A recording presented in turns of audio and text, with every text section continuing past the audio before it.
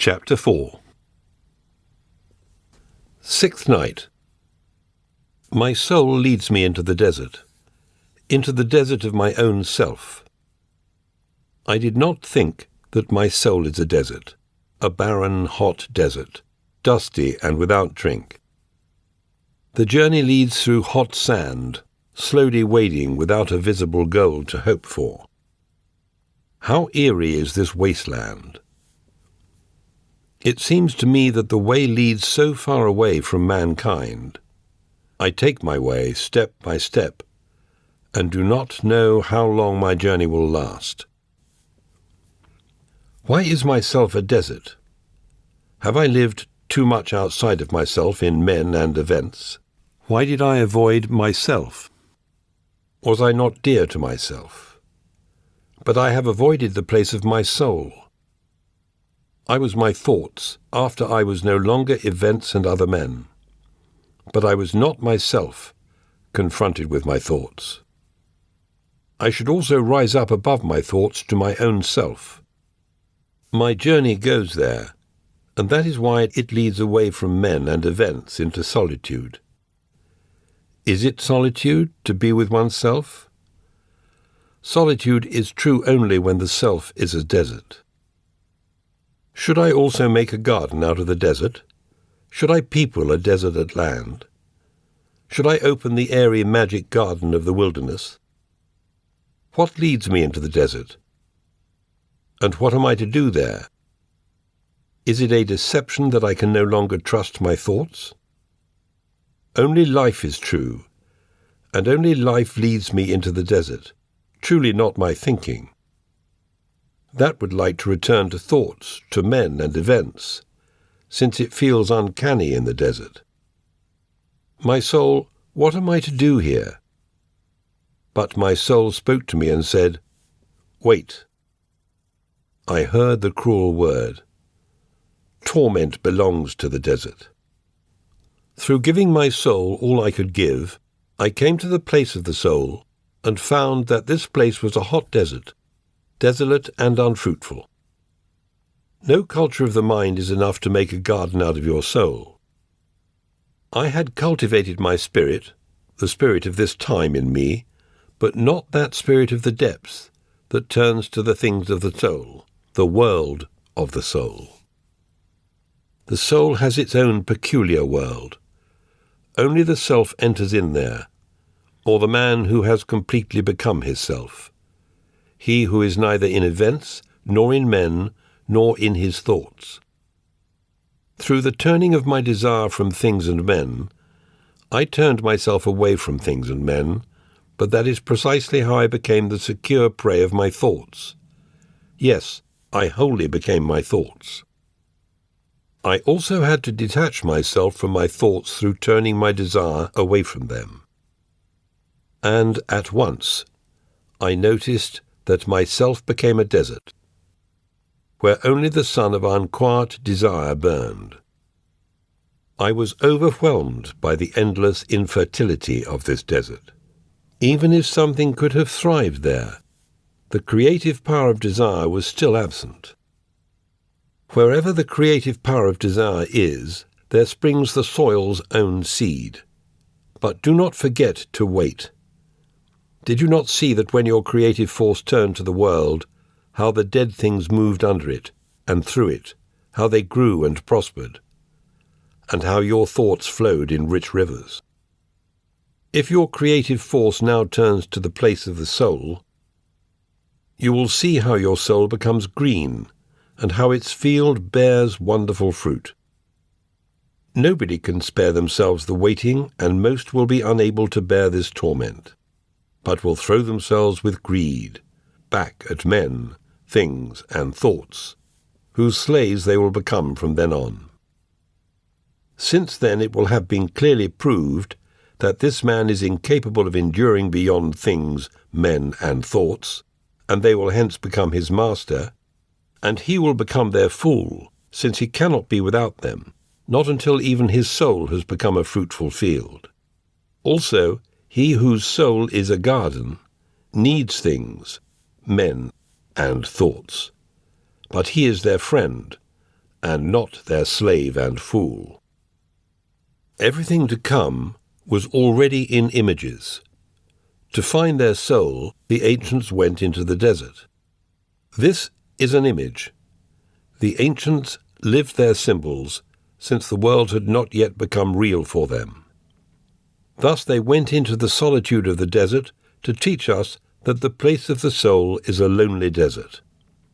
There they found the abundance of visions, the fruits of the desert, the wondrous flowers of the soul. Think diligently about the images that the ancients have left behind. They show the way of what is to come. Look back at the collapse of empires, of growth and death, of the desert and monasteries. They are the images of what is to come. Everything has been foretold, but who knows how to interpret it? When you say that the place of the soul is not, then it is not. But if you say that it is, then it is. Notice what the ancients said in images. The word is a creative act. The ancients said, "In the beginning was the Word." Consider this and think upon it. The words that oscillate between nonsense and supreme meaning are the oldest and truest. Experiences in the desert.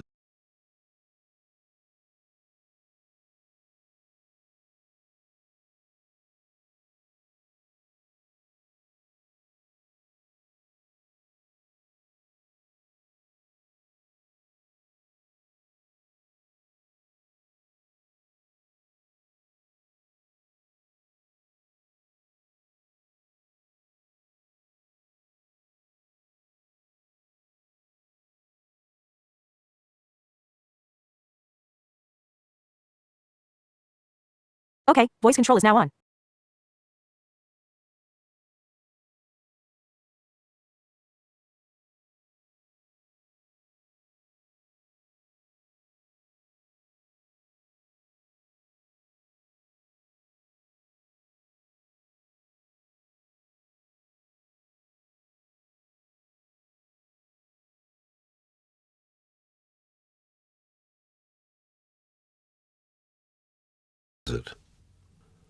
After a hard struggle, I have come a piece of the way nearer to you.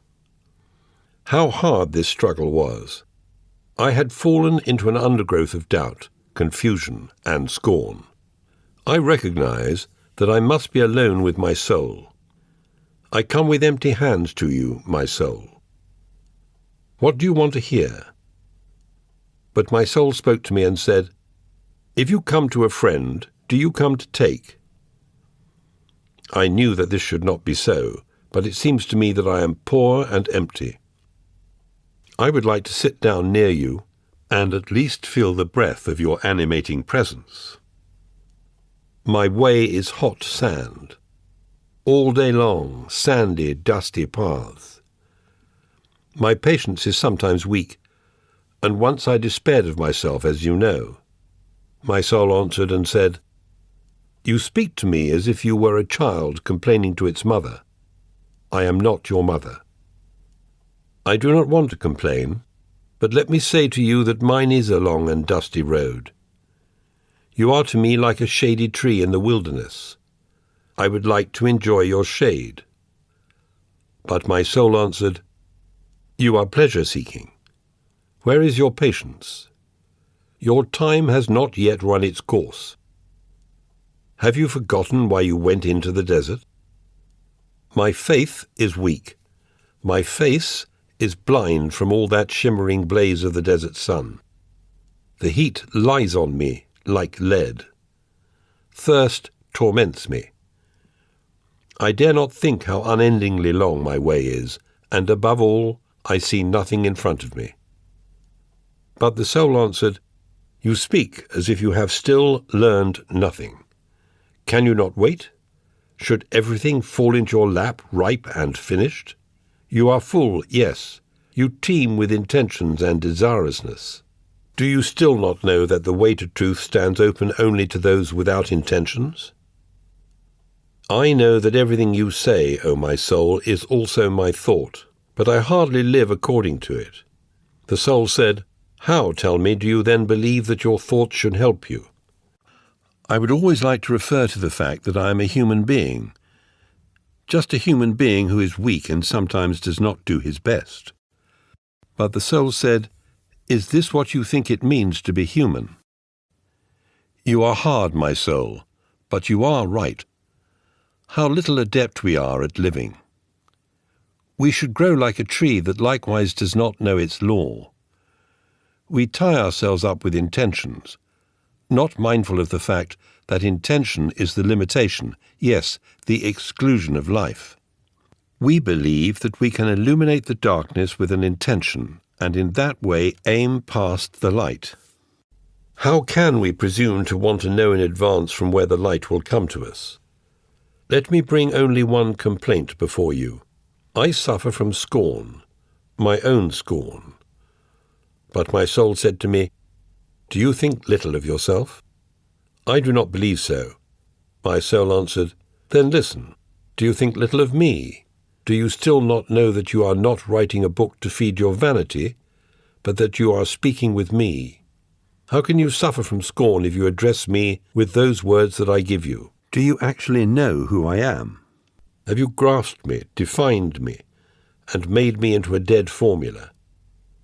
Have you measured the depths of my chasms, and explored all the ways down which I am yet going to lead you? Scorn cannot challenge you if you are not vain to the marrow of your bones. Your truth is hard. I want to lay down my vanity before you, since it blinds me. See, that is why I also believed my hands were empty when I came to you today. I did not consider that it is you who fills empty hands, if only they want to stretch out, yet they do not want to. I did not know that I am your vessel, empty without you, but brimming over with you. This was my 25th night in the desert. This is how long it took my soul to awaken from a shadowy being to her own life, until she could approach me as a freestanding being separate from me. And I received hard but salutary words from her. I needed that taking in hand, since I could not overcome the scorn within me. The spirit of this time considered itself extremely clever, like every such spirit of the time. But wisdom is simple-minded, not just simple. Because of this, the clever person mocks wisdom, since mockery is his weapon. He uses the pointed, poisonous weapon because he is struck by naive wisdom. If he were not struck, he would not need the weapon. Only in the desert do we become aware of our terrible simple-mindedness. But we are afraid of admitting it. That is why we are scornful. But mockery does not attain simple-mindedness. The mockery falls on the mocker, and in the desert, where no one hears and answers, he suffocates from his own scorn. The cleverer you are, the more foolish your simple-mindedness. The totally clever are total fools in their simple-mindedness. We cannot save ourselves from the cleverness of the spirit of this time through increasing our cleverness, but through accepting what our cleverness hates most, namely, simple-mindedness. Yet we also do not want to be artificial fools because we have fallen into simple-mindedness. Rather, we will be clever fools. That leads to the supreme meaning. Cleverness couples itself with intention. Simple-mindedness knows no intention. Cleverness conquers the world, but simple-mindedness the soul. So take on the vow of poverty of spirit in order to partake of the soul. Against this the scorn of my cleverness rose up. Many will laugh at my foolishness, but no one will laugh more than I laughed at myself. So I overcame scorn, but when I had overcome it, I was near to my soul, and she could speak to me, and I was soon to see the desert becoming green. Descent into Hell in the Future. Chapter 5. In the following night, the air